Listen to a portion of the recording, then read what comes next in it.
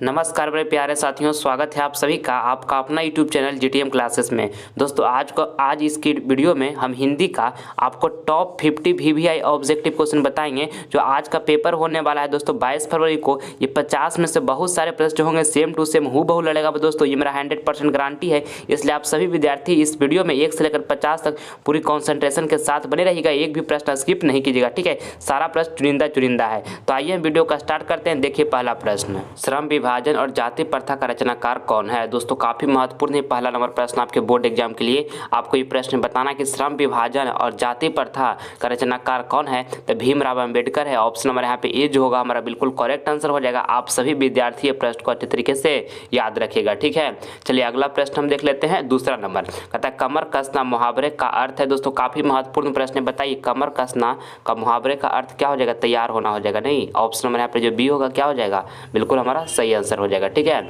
चलिए अगला प्रश्न देख लीजिएगा। तीसरा नंबर देखिए, कहते हैं दही वाली मंगम्मा कहानी का मुख्य पात्र कौन है। आपको ये तीसरा नंबर प्रश्न बताना है कि दही वाली मंगम्मा कहानी का जो मुख्य पात्र होता है ना, मुख्य पात्र वो कौन है, तो मंगम्मा है। ठीक है, ऑप्शन नंबर यहाँ पे सी होगा क्या हो जाएगा, बिल्कुल हमारा सही आंसर हो जाएगा। ठीक है, आप इसको याद रखिएगा। चलिए अगला प्रश्न हम देख लेते हैं। चौथा नंबर कहता है जन्म से ही पागल कौन है। आपको बताना है कि जन्म से ही पागल कौन है, तो मंगू जो है जन्म से ही पागल है। ठीक है, ऑप्शन नंबर यहाँ पे सी जो होगा हमारा बिल्कुल सही आंसर हो जाएगा। चलिए अगला प्रश्न हम देख लेते हैं। पांचवा नंबर कहता है पंडित बिरजू महाराज का जन्म कहाँ हुआ था। दोस्तों आपको बताना है पांचवा नंबर प्रश्न में कि पंडित बिरजू महाराज का जन्म कहाँ हुआ था, तो लखनऊ में हुआ था। ऑप्शन यहाँ पर बी जो होगा हमारा बिल्कुल करेक्ट आंसर हो जाएगा। आप सभी विद्यार्थी इसको याद रखिएगा अच्छे तरीके से। चलिए अगला प्रश्न हम देख लेते हैं। छठा नंबर देखिएगा, कहता है कोशिश का पर्यायवाची बताएं। आपको कोशिश का बाबू पर्यायवाची शब्द बताना है। ठीक है, तो कोशिश का जो हमारा पर्यायवाची शब्द होगा वो प्रयास हो जाएगा। ठीक है, ऑप्शन नंबर यहाँ पर जो बी होगा हमारा बिल्कुल सही आंसर हो जाएगा। आप इसको याद कर लीजिएगा। चलिए अगला प्रश्न हम देखते हैं। 7 नंबर कहता है कि हिंदी किस लिपि में लिखी जाती है। दोस्तों काफ़ी महत्वपूर्ण प्रश्न है 7 नंबर आपके बोर्ड एग्जाम के लिए। आपको बताना है ये प्रश्न में कि हिंदी किस लिपि में लिखी जाती है, तो देवनागरी लिपि में लिखी जाती है। ऑप्शन नंबर यहाँ पे जो बी होगा हमारा बिल्कुल करेक्ट आंसर हो जाएगा। आप इसको याद रखिएगा। ठीक है, चलिए अगला प्रश्न हम देखते हैं। 8 नंबर देखिएगा, कहता है कि संधि के कितने भेद हैं। आपको बताना है कि संधि के कितने भेद हैं, तो संधि के 3 भेद हैं। आपको इसको याद रखना है अच्छे तरीके से। ऑप्शन नंबर यहाँ पे ये जो होगा हमारा बिल्कुल करेक्ट आंसर हो जाएगा। चलिए अगला प्रश्न देख लीजिएगा। 9 नंबर कहता है कि टोपी बदलना मुहावरे का सही अर्थ क्या है। दोस्तों आपको बताना है कि टोपी बदलना मुहावरे का सही अर्थ क्या है, तो दल बदलना है। ऑप्शन नंबर यहाँ पे ये जो होगा हमारा बिल्कुल करेक्ट आंसर हो जाएगा। आप सभी विद्यार्थी इसको अच्छे तरीके से याद रखिएगा। ठीक है, चलिए अगला प्रश्न हम देख लेते हैं। 10 नंबर देखिएगा, कहता है सच्चा भारत कहाँ बसता है। आपको बताना है कि सच्चा भारत जो है कहाँ बसता है, तो गांव में बसता है सच्चा भारत। ऑप्शन नंबर यहाँ पे सी जो होगा हमारा बिल्कुल करेक्ट आंसर हो जाएगा। आप इसको याद कर लीजिएगा। ठीक है, चलिए अगला प्रश्न हम देख लेते हैं। 11 नंबर देखिएगा, कहता है कि सभा शब्द कौन संज्ञा है। आपको बताना है कि सभा जो शब्द है ना वो कौन संज्ञा है, तो समूहवाचक है। ठीक है, ऑप्शन नंबर यहाँ पे सी जो होगा बिल्कुल सही आंसर हो जाएगा। आप इसको याद कर लीजिएगा। ठीक है, चलिए अगला प्रश्न हम देखते हैं। 12 नंबर देखिएगा। और मेरे प्यारे साथियों इस वीडियो के माध्यम से आपको हम टॉप 50 वीवीआई प्रश्न बताएंगे जो आज का आपको दोस्तों हिंदी का पेपर होने वाला है। उसमें 50 में से बहुत सारे प्रश्न होंगे। दोस्तों 22 फरवरी को जो हिंदी का पेपर होने वाला है उसमें हूबहू जाकर छपेगा, ये मेरा 100% गारंटी है। इसलिए आप सभी विद्यार्थी 1 से लेकर 50 तक पूरी कॉन्सेंट्रेशन के साथ बने रहिएगा। ठीक है, चलिए देखिएगा। 12 नंबर प्रश्न कहता है कि मैक्स मुलर कहाँ के रहने वाले थे। काफ़ी महत्वपूर्ण है 12 नंबर प्रश्न आपके बोर्ड एग्जाम के लिए। आपको बताना है कि मैक्स मुलर कहाँ के रहने वाले थे, तो जर्मनी के रहने वाले थे। ऑप्शन नंबर यहाँ पे सी जो होगा बिल्कुल करेक्ट आंसर हो जाएगा। आप इसको याद कर लीजिएगा। ठीक है, चलिए अगला प्रश्न देख लीजिएगा। 13 नंबर तो द्रव्यवाचक संज्ञा का उदाहरण है। आपको बताना है बाबू कि द्रव्यवाचक संज्ञा का उदाहरण है, तो तेल जो है द्रव्यवाचक संज्ञा का उदाहरण है। ऑप्शन नंबर यहाँ पे बी जो होगा बिल्कुल करेक्ट आंसर हो जाएगा। इसको आप अच्छी तरीके से याद रखिएगा। ठीक है, चलिए अगला प्रश्न हम देखते हैं। 14 नंबर कहता है शुद्ध शब्द है। आपको बताना है कि चारों ऑप्शन में जो लिखा हुआ है ना प्रकृति, वो शुद्ध शब्द कौन है, मतलब शुद्ध में कौन लिखा हुआ है, तो ऑप्शन ए में जो प्रकृति लिखा हुआ है शुद्ध में लिखा हुआ है। ऑप्शन नंबर ए जो होगा हमारे यहाँ पे बिल्कुल करेक्ट आंसर हो जाएगा। आप इसको याद कर लीजिएगा। ठीक है, चलिए अगला प्रश्न हम देख लेते हैं। अगला प्रश्न हमारा यहाँ पे 15 नंबर है। 15 नंबर प्रश्न काफ़ी महत्वपूर्ण है आपके बोर्ड एग्जाम के लिए। आपको बताना है प्रश्न में कि काशी किसकी पाठशाला है, तो संस्कृति का है बाबू। ऑप्शन में है पे जो होगा हमारा बिल्कुल राइट आंसर हो जाएगा। आप इसको याद कर लीजिएगा। चलिए अगला प्रश्न हम देख लेते हैं। 16 नंबर कहता है कि भारत सरकार ने बिस्मिल्लाह खां को किस पुरस्कार से नवाजा। तो दोस्तों आपको बताना है 16 नंबर प्रश्न में कि भारत सरकार ने बिस्मिल्लाह खां को किस पुरस्कार से नवाजा, तो भारत रत्न से नवाजा। ठीक है, ऑप्शन नंबर यहाँ पे बी जो होगा हमारा बिल्कुल सही आंसर हो जाएगा। आप इसको याद कर लीजिएगा। ठीक है, चलिए अगला प्रश्न हम देखते हैं। 17 नंबर कहता है पूर्वज लक्ष्मी के लिए कितना जमीन छोड़ गए। आपको बताना है 17 नंबर प्रश्न कि पूर्वज जो थे लक्ष्मी के लिए कितना जमीन छोड़ गए, तो 1 बीघा छोड़ गए। ठीक है, 1 बीघा छोड़ गए। ऑप्शन नंबर यहाँ पे ये जो होगा हमारा बिल्कुल करेक्ट आंसर हो जाएगा, आप इसको याद रखिएगा। ठीक है, चलिए अगला प्रश्न हम देख लेते हैं। 18 नंबर देखिएगा, कहता है श्रम विभाजन कैसे समाज की आवश्यकता है। दोस्तों आपको ये प्रश्न बताना है कि श्रम विभाजन में कैसे समाज की आवश्यकता है, तो सब समाज की आवश्यकता है। ठीक है, ऑप्शन नंबर यहाँ पे जो हमारा ए होगा ना बिल्कुल करेक्ट आंसर हो जाएगा। चलिए अगला प्रश्न हम देख लेते हैं। 19 नंबर प्रश्न देखिएगा, कहता है कि लक्ष्मी के पति का क्या नाम है। आपको बताना है कि लक्ष्मी के पति का क्या नाम है, तो लक्ष्मण नाम है। बाबू याद रखिएगा, ये प्रश्न आपके बोर्ड एग्जाम के लिए दोस्तों वेरी इंपॉर्टेंट प्रश्न है। ठीक है, आइए अगला प्रश्न हम देख लेते हैं। 20 नंबर कहता है बाढ़ की समस्या किस कहानी के केंद्र में है। आपको बताना कि बाढ़ की जो समस्या है वो किस कहानी के केंद्र में, तो ढाते विश्वास कहानी के केंद्र में है। ऑप्शन में यहाँ पर जो बी होगा हमारा बिल्कुल राइट आंसर हो जाएगा, आप इसको याद कर लीजिएगा। ठीक है, चलिए अगला प्रश्न हम देखते हैं। 21 नंबर कहता है सेन साहब खोखा को क्या बनाना चाहते थे। आपको बताना है कि सेन साहब खोखा को क्या बनाना चाहते थे, तो इंजीनियर बनाना चाहते थे। ऑप्शन नंबर यहाँ पर जो बी होगा हमारा बिल्कुल राइट आंसर हो जाएगा, आप इसको अच्छे तरीके से याद रखिएगा। ठीक है, चलिए अगला प्रश्न हम देखते हैं। 22 नंबर देखिएगा, कहता है कि निर्लज अपराधी किसे कहा गया। आपको बताना है 22 नंबर प्रश्न आपके बोर्ड एग्जाम के लिए काफ़ी महत्वपूर्ण है। तो निर्लज अपराधी किसे कहा गया, तो नाखून को कहा गया। ऑप्शन नंबर यहाँ पे ए जो होगा बिल्कुल करेक्ट आंसर हो जाएगा।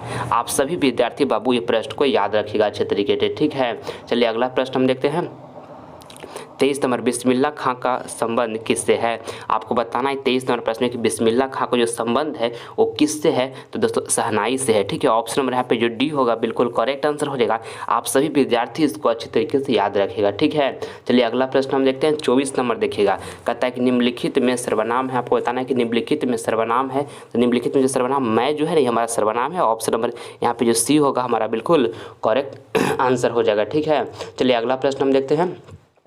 25 नंबर देखिएगा, कहता है सेन साहब की आंखों का तारा है। दोस्तों आपको बताना है ये 25 नंबर प्रश्न में कि सेन साहब की आंखों का तारा है, तो खोखा जो है सेन साहब की आंखों का तारा है। ठीक है, ऑप्शन नंबर यहाँ पे जो बी होगा हमारा बिल्कुल करेक्ट आंसर हो जाएगा। आप सही विद्यार्थी इसको अच्छे तरीके से याद रखिएगा। ठीक है, चलिए अगला प्रश्न हम देखते हैं। 26 नंबर देखिएगा, कहता है कि गाँव में जुआरी किस्म का व्यक्ति कौन था। दोस्तों काफ़ी महत्वपूर्ण है ये प्रश्न आपके बोर्ड एग्जाम के लिए कि गाँव में जुआरी किस्म का व्यक्ति कौन था, तो रंगप्पा था। ऑप्शन नंबर यहाँ पर जो बी होगा हमारा बिल्कुल करेक्ट आंसर हो जाएगा। आप सभी विद्यार्थी इसको अच्छे तरीके से याद रखिएगा। ठीक है बाबू, चलिए अगला प्रश्न हम देखते हैं। 27 नंबर देखिए, कहता है कि सर्वनाम के कितने भेद होते हैं। आपको बताना है कि सर्वनाम के कितने भेद होते हैं, तो 6 भेद होते हैं। ऑप्शन नंबर यहाँ पे सी जो होगा बिल्कुल करेक्ट आंसर हो जाएगा, आप इसको याद रखिएगा अच्छे तरीके से। ठीक है, चलिए अगला प्रश्न हम देखते हैं। 28 नंबर देखिएगा, कहता है बिस्मिल्लाह खां और शहनाई से किस मुस्लिम पर्व का नाम जुड़ा है। आपको बताना कि बिस्मिल्लाह खां और शहनाई से किस मुस्लिम पर्व का नाम जुड़ा है, तो मुहर्रम का नाम जुड़ा हुआ है। ठीक है, ऑप्शन नंबर यहाँ पर बी जो होगा बिल्कुल सही आंसर हो जाएगा। आइए अगला प्रश्न देखते हैं। 29 नंबर, धरती कब तक घूमेगी कैसी कहानी है। आपको बताना कि धरती कब तक घूमेगी कैसी कहानी है, तो सामाजिक है। ठीक है, सामाजिक है। ऑप्शन नंबर यहाँ पे ये जो होगा बिल्कुल हमारा राइट आंसर हो जाएगा, आप इसको याद कर लीजिएगा। ठीक है, चलिए अगला प्रश्न देखते हैं। 30 नंबर देखिएगा, कहता है कि माँ कितने बजे रात को अस्पताल से लौट कर आई। आपको बताना कि माँ कितने बजे अस्पताल से लौट कर आई, तो 11:15 बजे आई। ठीक है, ऑप्शन नंबर यहाँ पे सी जो होगा क्या हो जाएगा बिल्कुल हमारा सही आंसर हो जाएगा, आप इसे याद कर लीजिएगा। ठीक है, चलिए अगला प्रश्न हम देखते हैं। अगला प्रश्न यहाँ पे हमारा 31 नंबर करता है कि निर्मला कौन थी। आपको बताना है कि जो निर्मला थी वो कौन थी। निर्मला तो कहानीकार की पत्नी थी। ठीक है, कहानीकार की पत्नी थी निर्मला। ऑप्शन नंबर यहाँ पे सी जो होगा बिल्कुल हमारा करेक्ट आंसर हो जाएगा, आप इसको अच्छे तरीके से याद रखिएगा। ठीक है, चलिए अगला प्रश्न हम देखते हैं। यहाँ पर देखिएगा अगला प्रश्न हमारा 32 नंबर कहते हैं बहादुर का स्वभाव कैसा था। आपको बताना है कि बहादुर का जो स्वभाव था कैसा था, ईमानदार था, कर्मठ था, दोनों था, इनमें से कोई नहीं। तो बहादुर का जो स्वभाव था ना बाबू वो ईमानदार भी था और कर्मठ भी था। एक राइट आंसर जो होगा हमारा दोनों। ऑप्शन नंबर यहाँ पे सी जो होगा हमारा बिल्कुल करेक्ट आंसर हो जाएगा। ठीक है, चलिए अगला प्रश्न देख लीजिएगा। 33 नंबर प्रश्न देखिएगा, बहादुर तुमको अपनी माँ की याद आती है ऐसा कौन पूछता है। दोस्तों काफ़ी महत्वपूर्ण है ये 33 नंबर प्रश्न आपके बोर्ड एग्जाम के लिए। आपको इसे बताना है कि बहादुर तुमको अपनी माँ की याद आती है ऐसा कौन पूछता है, तो निर्मला पूछती है, निर्मला पूछती है। ठीक है, ऑप्शन नंबर यहाँ पे ए जो होगा हमारा बिल्कुल सही आंसर हो जाएगा। ठीक है, चलिए अगला प्रश्न देखिएगा। 34 नंबर प्रश्न देखिएगा, यहाँ पे कहता है कि माँ के मार के डर से बहादुर रात भर कहाँ छिपा रहा, तो जंगल में छिपा रहा। बाबू आपको इसको याद रखना है। ऑप्शन नंबर यहाँ पे बी जो होगा हमारा बिल्कुल करेक्ट आंसर हो जाएगा। ठीक है, चलिए अगला प्रश्न देखिएगा। 35 नंबर देखिए, कहता है निम्नलिखित में सर्वनाम है, आपको बताना है कि निम्नलिखित में सर्वनाम है, तो वह जो है ना हमारा सर्वनाम है। ठीक है, ऑप्शन नंबर यहाँ पे ए जो होगा हमारा बिल्कुल करेक्ट आंसर हो जाएगा। आप इसको अच्छी तरीके से याद रखिएगा। ठीक है, चलिए अगला प्रश्न हम देखते हैं 36 नंबर। मेरे प्यारे साथियों, अगर जो आप सभी विद्यार्थी ने अभी तक जीटीएम क्लासेस चैनल को सब्सक्राइब नहीं किया है तो कर लीजिए। इससे आपको फायदा क्या होगा, जब हम लाइव क्लास लेकर आएंगे तो नोटिफिकेशन जो होगा सबसे पहले आपके लिए मिलेगा। ठीक है, ये बाबू आपके लिए हम एक वीडियो काफ़ी मेहनत से बनाते हैं, इसलिए प्लीज़ अभी तक चैनल को सब्सक्राइब नहीं किए तो कर लीजिए। और हर हालत में 480 प्लस मार्क्स बोर्ड एग्जाम में लाना, हिम्मत नहीं आ रहा है, अपने आप पर कॉन्फिडेंस रखना, आत्मविश्वास रखना है। आपका माता पिता का आशीर्वाद, आपका गुरु का आशीर्वाद आपके साथ बना हुआ है, आपका 1 साल का मेहनत आपके साथ है, तो डरिएगा नहीं, पूरी कॉन्फिडेंस के साथ एग्जाम देने के लिए जाएगा। ठीक है, और सब्जेक्टिव हिंदी का नहीं देखें डिस्क्रिप्शन में लिंक है, जरूर एग्जाम देने से पहले एक बार देख लीजिए। उसमें काफ़ी महत्वपूर्ण प्रश्न हम बताएं जो आपको एग्जाम में काफ़ी मदद करेगा। ठीक है, चलिए देखिएगा आप 36 नंबर प्रश्न है, कहता है कि 20 के दांत का रचनाकार कौन है। दोस्तों काफ़ी महत्वपूर्ण 36 नंबर प्रश्न आपके बोर्ड एग्जाम के लिए। आपको बताना कि 20 के दांत का रचनाकार कौन है, तो नलिन बिलोचन शर्मा है। ये प्रश्न आज का पेपर में जाकर टपकेगा। ठीक है,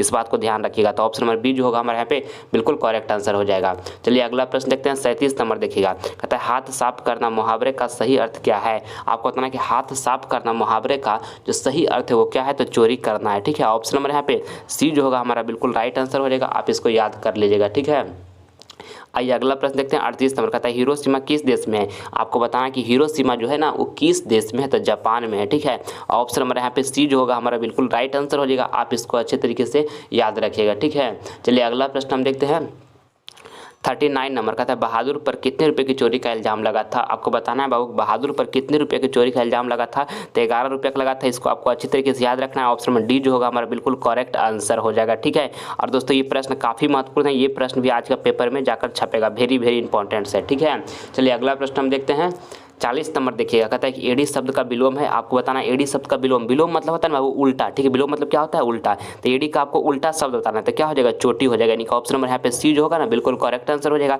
आइए अगला प्रश्न देखते हैं 41 नंबर, उच्चारण का सही संधि विच्छेद है। दोस्तों आपको बताना है प्रश्न की उच्चारण का सही संधि विच्छेद है, तो उत जोड़ चारण है। ठीक है, ऑप्शन नंबर यहाँ पे बी जो होगा हमारा बिल्कुल करेक्ट आंसर हो जाएगा। आपको इसको अच्छे तरीके से याद कर लेना है। ठीक है, काफ़ी महत्वपूर्ण ये प्रश्न है। चलिए अगला प्रश्न हम देखते हैं, अगला देखिएगा 42 नंबर प्रश्न। 42 नंबर प्रश्न जो है आपके बोर्ड एग्जाम के लिए काफ़ी महत्वपूर्ण है।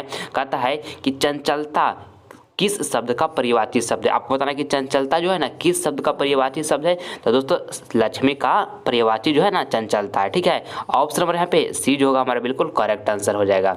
चलिए अगला प्रश्न हम देखते हैं 43 नंबर प्रश्न देखिएगा, कहता है होश शब्द का प्रयोग सदैव होता है। आपको बताना है 43 नंबर प्रश्न में कि होश शब्द का प्रयोग सदैव होता है, तो दोस्तों बहुवचन होता है। क्या होता है, बहुवचन होता है। ऑप्शन नंबर यहाँ पे बी जो होगा हमारा बिल्कुल करेक्ट आंसर हो जाएगा। आपको इसको अच्छे तरीके से याद रखना है। ठीक है, चलिए अगला प्रश्न हम देखते हैं देखिएगा 44 नंबर, कहता है प का उच्चारण स्थान क्या है। दोस्तों काफ़ी महत्वपूर्ण है 44 नंबर प्रश्न आपके बोर्ड एग्जाम के लिए। आपको बताना कि प का उच्चारण स्थान जो है वो क्या है, तो ओष्ठ है। ठीक है, ऑप्शन नंबर यहाँ पे ए जो होगा हमारा बिल्कुल राइट आंसर हो जाएगा। आप इसको याद कर लीजिएगा। ठीक है, चलिए अगला प्रश्न हम देखते हैं 45 नंबर देखिएगा, कहता है कि निम्न में भाववाचक संज्ञा कौन है। आपको बताना है कि निम्न में भाववाचक संज्ञा जो है वो कौन है। देखिए सर्दी जो है ना ये भाववाचक संज्ञा है। ऑप्शन नंबर यहाँ पे ए जो होगा हमारा बिल्कुल सही आंसर हो जाएगा। ठीक है, चलिए अगला प्रश्न देखिएगा 46 नंबर, कहता है इसमें कि भाववाचक संज्ञा का उदाहरण नहीं है। आपको इसमें बताना है ना बाबू कि भाववाचक संज्ञा का उदाहरण नहीं है। नहीं है देखिए लिखा हुआ है,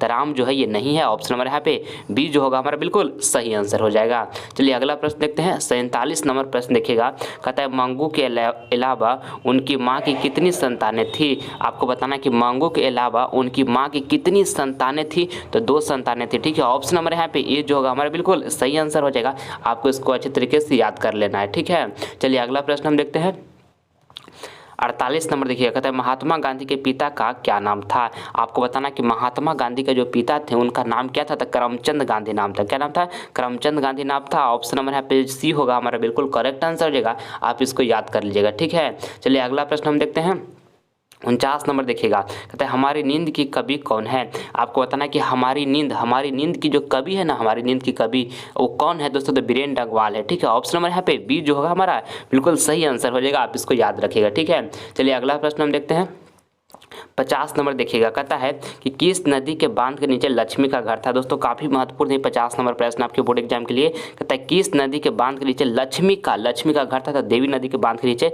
लक्ष्मी का घर था। ऑप्शन नंबर यहाँ पे सी जो होगा बिल्कुल हमारा सही आंसर हो जाएगा। चलिए अगला प्रश्न बाबू आपका HW का प्रश्न है। ये प्रश्न आपको होमवर्क में दे रहे हैं, इसका जवाब जो है सारे विद्यार्थी कमेंट बॉक्स में दीजिएगा, जो आंसर आपको बिल्कुल सही लगेगा। आपको बताना है कि महात्मा गांधी का जन्म कहाँ हुआ था। आपको बताना है कि महात्मा गांधी का जो जन्म हुआ था वो कहाँ हुआ था। तो दोस्तों कहाँ हुआ था, बिहार में हुआ था या मध्य प्रदेश में हुआ था या गुजरात में हुआ था या राजस्थान में हुआ था। तो कमेंट बॉक्स में बताइएगा, जो ऑप्शन आपको बिल्कुल सही लगेगा। आप सभी विद्यार्थी का कमेंट का हम प्रतीक्षा करेंगे, ठीक है। और ये अगर ये वीडियो पसंद आया तो इस वीडियो को आप दिल से एक लाइक कर दें और ज़्यादा से ज़्यादा इस वीडियो को अपने फ्रेंड के पास भी शेयर करें। और दोस्तों अभी तक अगर इस चैनल को सब्सक्राइब नहीं किया तो कर लीजिए। इससे आपको फायदा क्या होगा, जब हम लाइव क्लास लेकर आएंगे तो इसका नोटिफिकेशन जो होगा सबसे पहले आपको मिलेगा, ठीक है। मिलते हैं हम आपसे अगले वीडियो में, तब तक के लिए आप सब मन से पढ़ाई कीजिएगा और आप सभी को एग्जाम के लिए ऑल द बेस्ट।